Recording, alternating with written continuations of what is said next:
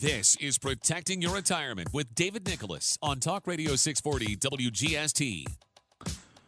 All right, folks, welcome back. I was just letting that beat kind of play over. I like that little beat. Not a bad little beat there, Alfred. Yeah, all right, folks, welcome back. You're listening to Protecting Your Time with me, David Nicholas. We appreciate you tuning in. We're here every Saturday from 3 to 4. You can also catch us Sunday mornings. My firm is Nicholas Wealth Management. We're located right here in good old Atlanta, Georgia. We've got 2 office locations, but even if you're listening to us, you're not here in Georgia, we're licensed in about 30 different states, so there's a very good chance that we can still help you. We're a local firm with a national reach, and it's funny, I had a guy, I have a guy I've been working with, he's super successful, and he said, David, I've worked with the Goldman Sachs, I've worked with the Morgan Stanleys, but one of the best decisions I've ever made was when I initially started investing, and I worked with a local kind of boutique firm. He's like, Dave, I'll tell you what, I've made the money, I've done all the, I've been with all the big firms, and I'll never forget the service I got working with my boutique advisor. He's like, so that's why I want to come to you guys, because you're a successful firm, but I'm not a number like I am at the Goldman Sachs, the Morgan Stanleys, the Merrill Lynches. You guys really work with your clients like they're your well-being, they're your livelihood. I said, well, that's because they are.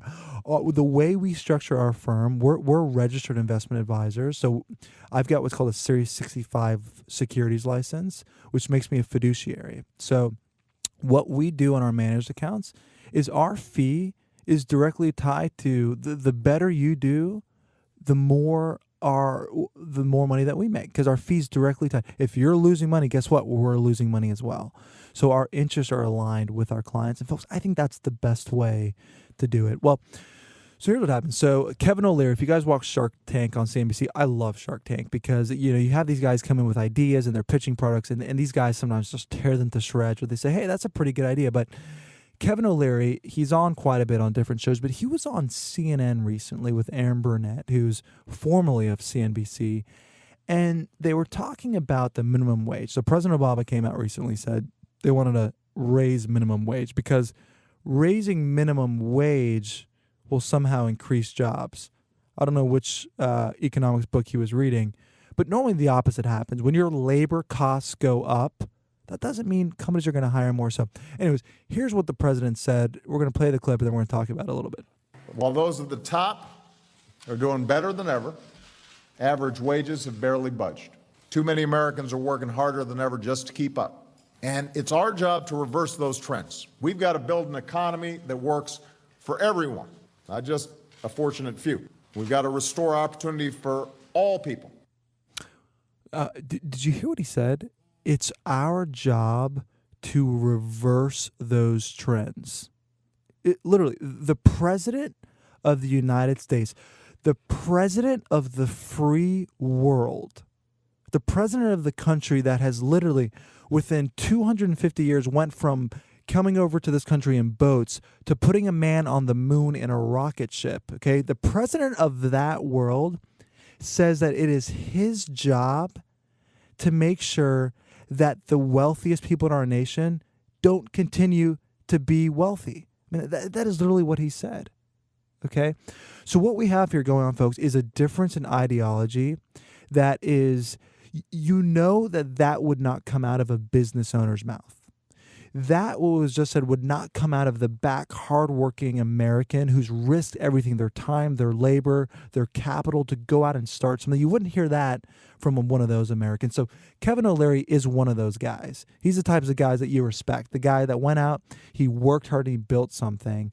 And here was his response to President Obama's idea on, well, hey, we should raise the minimum wage. The numbers don't support that. This vilification of the rich and the 1% and the delta between the 1 and everybody else, it's always existed in America, and thank goodness that's the case, because this is the essence of what makes capitalism work.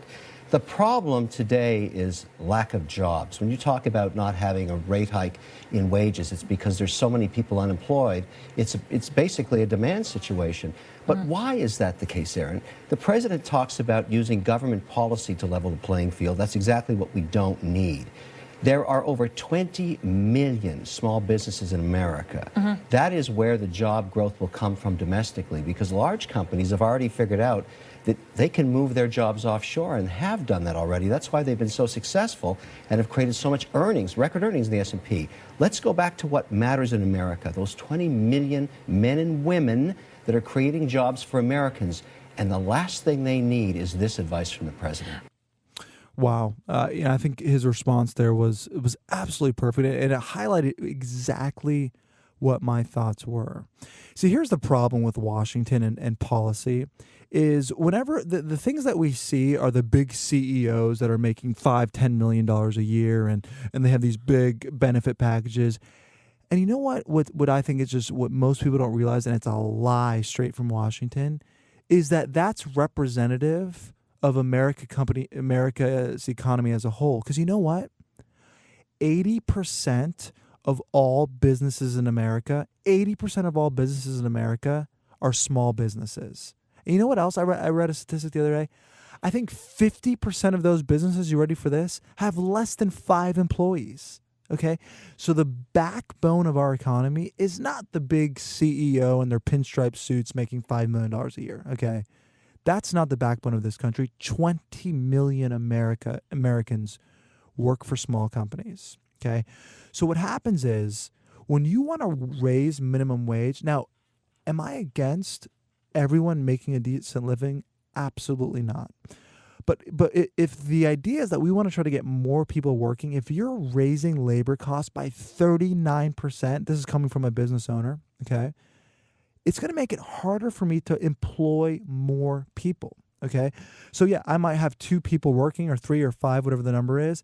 And if my costs now have gone up 30%, well, okay, the 5 that are there may be making more, but there's going to be very little room to bring on more people. So that's the thing. So number one, I don't really want Washington and the president telling me, what we should pay our employees. The market should determine that. And then the CBO came out with a report saying that raising the minimum wage would bring people out of poverty. But you know what?